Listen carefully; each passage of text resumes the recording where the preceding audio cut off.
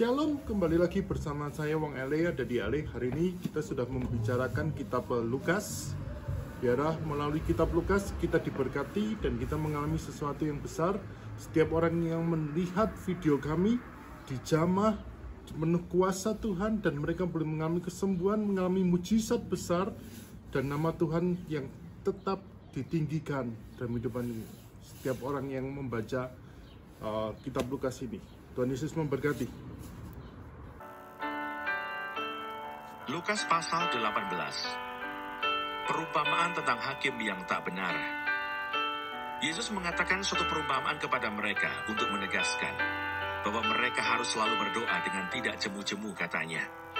Dalam sebuah kota, ada seorang hakim yang tidak takut akan Allah dan tidak menghormati seorang pun. Dan di kota itu ada seorang janda yang selalu datang kepada hakim itu dan berkata, "Belalah hakku terhadap lawanku." Beberapa waktu lamanya hakim itu menolak. Tetapi kemudian ia berkata dalam hatinya, "Walaupun aku tidak takut akan Allah dan tidak menghormati seorang pun, namun karena janda ini menyusahkan aku, baiklah aku membenarkan dia, supaya jangan terus saja ia datang dan akhirnya menyerang aku." Kata Tuhan, "Camkanlah apa yang dikatakan hakim yang lalim itu. Tidakkah Allah akan membenarkan orang-orang pilihannya yang siang malam berseru kepadanya? Dan adakah ia mengulur-ulur waktu sebelum menolong mereka? Aku berkata kepadamu, ia akan segera membenarkan mereka. Akan tetapi jika Anak Manusia itu datang, adakah ia mendapati iman di bumi?" Perumpamaan tentang orang Farisi dengan pemungut cukai. Dan kepada beberapa orang yang menganggap dirinya benar dan memandang rendah semua orang lain, Yesus mengatakan perumpamaan ini. Ada dua orang pergi ke bait Allah untuk berdoa. Yang seorang adalah Farisi dan yang lain pemungut cukai. Orang Farisi itu berdiri dan berdoa dalam hatinya begini, "Ya Allah, aku mengucap syukur kepadamu, karena aku tidak sama seperti semua orang lain. Bukan perampok, bukan orang lalim, bukan bezina, dan bukan juga seperti pemungut cukai ini. Aku berpuasa 2 kali seminggu. Aku memberikan 1/10 dari segala penghasilanku." Tetapi pemungut cukai itu berdiri jauh-jauh, bahkan ia tidak berani menengadah ke langit, melainkan ia memukul diri dan berkata, "Ya Allah, kasihanilah aku orang berdosa ini." Aku berkata kepadamu, orang ini pulang ke rumahnya sebagai orang yang dibenarkan Allah, dan orang lain itu tidak. Sebab barang siapa meninggikan diri, ia akan direndahkan, dan barang siapa merendahkan diri, ia akan ditinggikan. Yesus memberkati anak-anak. Maka datanglah orang-orang membawa anak-anaknya yang kecil kepada Yesus, supaya ia menjamah mereka. Melihat itu murid-muridnya memarahi orang-orang itu. Tetapi Yesus memanggil mereka dan berkata, "Biarkanlah anak-anak itu datang kepadaku, dan jangan kamu menghalang-halangi mereka, sebab orang-orang yang seperti itulah yang empunya kerajaan Allah. Aku berkata kepadamu, sesungguhnya barang siapa tidak menyambut kerajaan Allah seperti seorang anak kecil, ia tidak akan masuk ke dalamnya." Orang kaya sukar masuk kerajaan Allah. Ada seorang pemimpin bertanya kepada Yesus, katanya, "Guru yang baik, apa yang harus aku perbuat untuk memperoleh hidup yang kekal?" Jawab Yesus, "Mengapa kau katakan aku baik?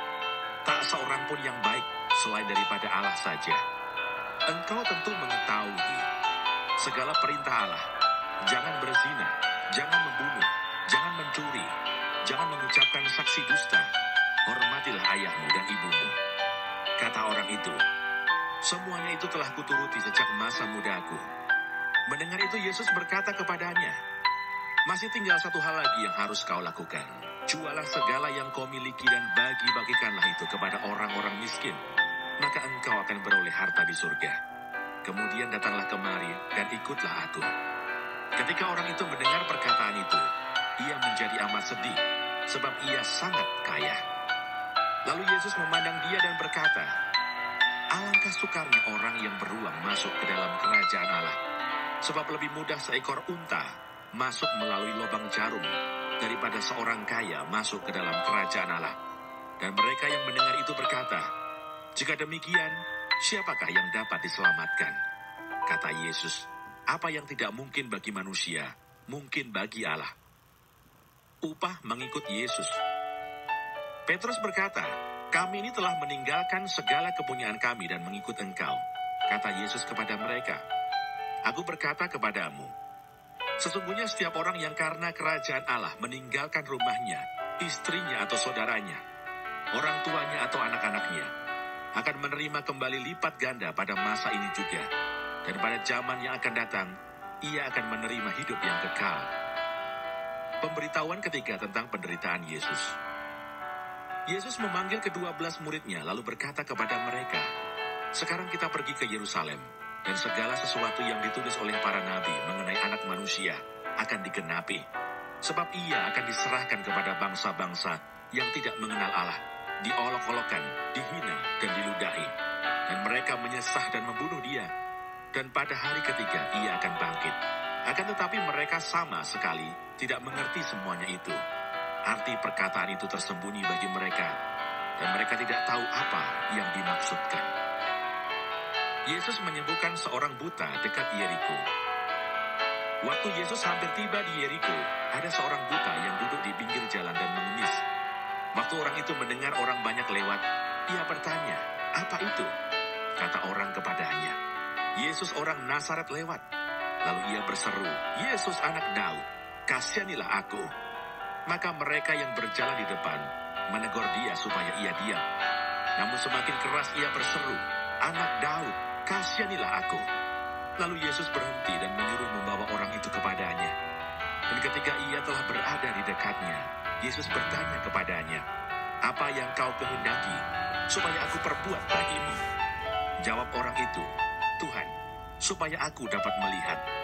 Lalu kata Yesus kepadanya, "Melihatlah engkau, imanmu telah menyelamatkan engkau." Dan seketika itu juga melihatlah ia, lalu mengikuti dia sambil memuliakan Allah. Seluruh rakyat melihat hal itu dan memuji-muji Allah.